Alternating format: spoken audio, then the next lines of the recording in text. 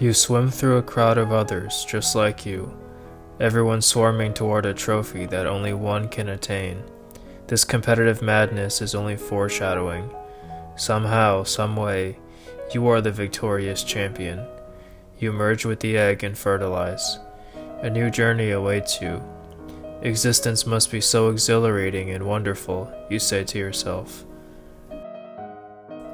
You spend 9 months in a cozy, insulated chamber. The only feeling you know is relaxation. You hear voices from the outside, but you don't seem to care. You're well fed and have everything you could possibly need or want. Life as you know it is pretty good. I could get used to this existence thing, you say. I'm glad it was me who won the jackpot. This has to be better than simply not existing. But everything changed one fateful day. Your mother's water breaks and you're evicted from a blissful existence. The first breath of air is accompanied by a new sensation, crying. There is a bright light and faces that stare at you. These people have brought you here, at the starting point of life. You are embraced by your mother. Surely she can protect me forever. This is going to be easy, you think to yourself. Quickly and proficiently, you learn new skills like speaking, walking, reading, and most importantly, using a toilet. You go to school with your peers and spend most of your day with them. Every day is an adventure, every experience is novel, and you begin to see the excitement of being alive. This is the greatest gift I have been given, you conclude. You cannot wait to see what the future has in store for you. You begin to move up through the school system. Learning begins to become less exciting as it used to be. Hands-on practice becomes quizzes. Quizzes turn into exams and standardized testing. Grades separate you from your classmates. Creativity and freedom are no longer valued. You are to regurgitate information onto a piece of paper to prove your rank. There is now a culture that emphasizes competing to stand out from the crowd. Encouragement becomes disappointment. You lose friends and make new ones. You grow out of previous interests. You find a special interest that resonates with you deeply. It becomes a passion, which evolves into an obsession. It's the highlight of your day. It makes school more bearable. You decide this is what you want to do for the rest of your existence. Love is blinding, so nothing else attracts you in the same way. You sit through classes, exams, noisy lunchrooms with only that one thing on your mind. This is a dream, a desire, a yearning deep in the soul. This would make you complete. Your parents are worried that it will limit your chances in life, whatever that means. It's the only thing that keeps you hanging on. But some dreams never leave the imagination.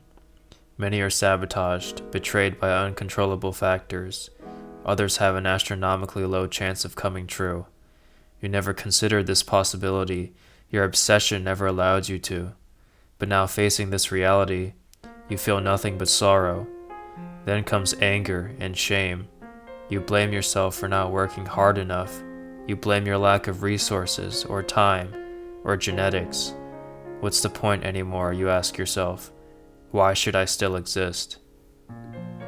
The summer leaves eventually fall, dry out, and crumble away, but they will always return to normal when the time comes. But you are not the autumn leaves.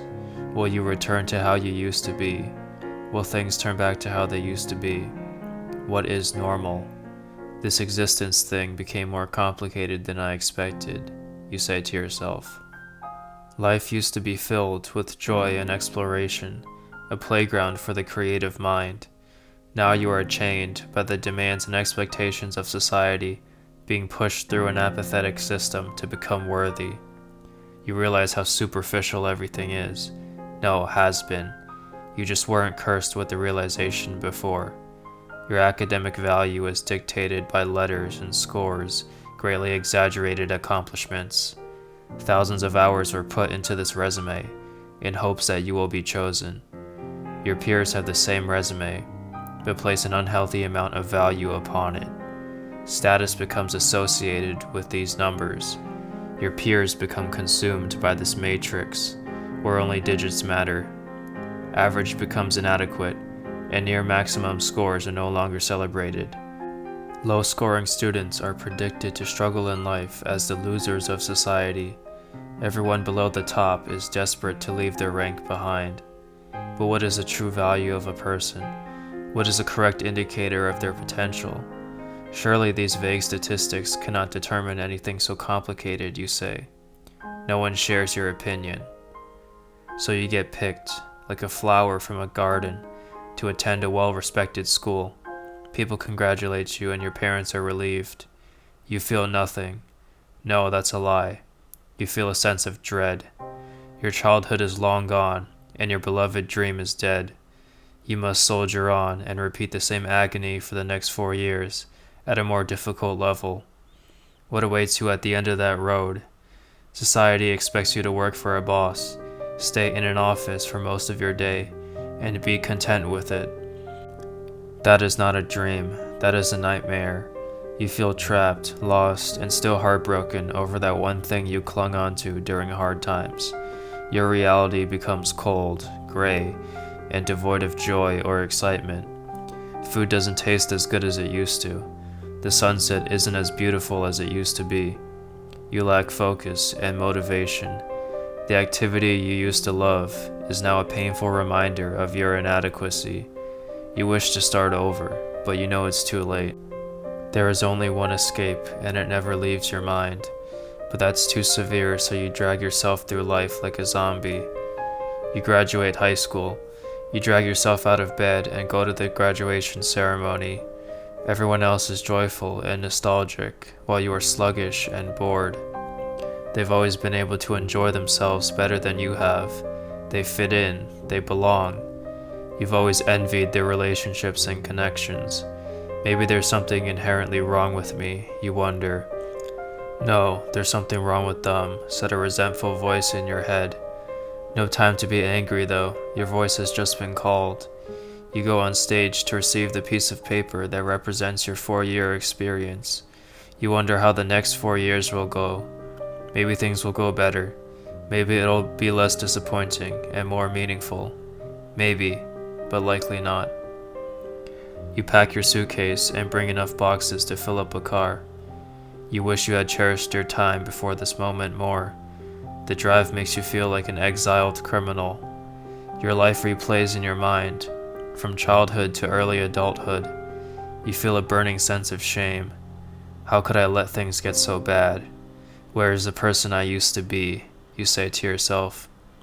But there's no time for introspection. You have arrived. A mob of people unpack their belongings. All the frantic activity makes you uneasy. You check in and find the room where you will be confined in for the rest of the school year.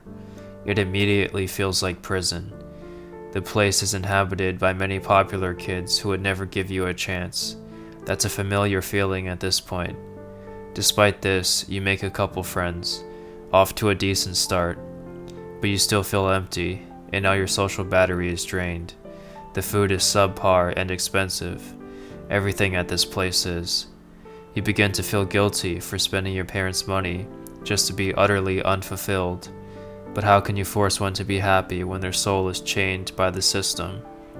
You go to classes you have no desire to take. The content could be interesting, but the workload will soon ruin the experience.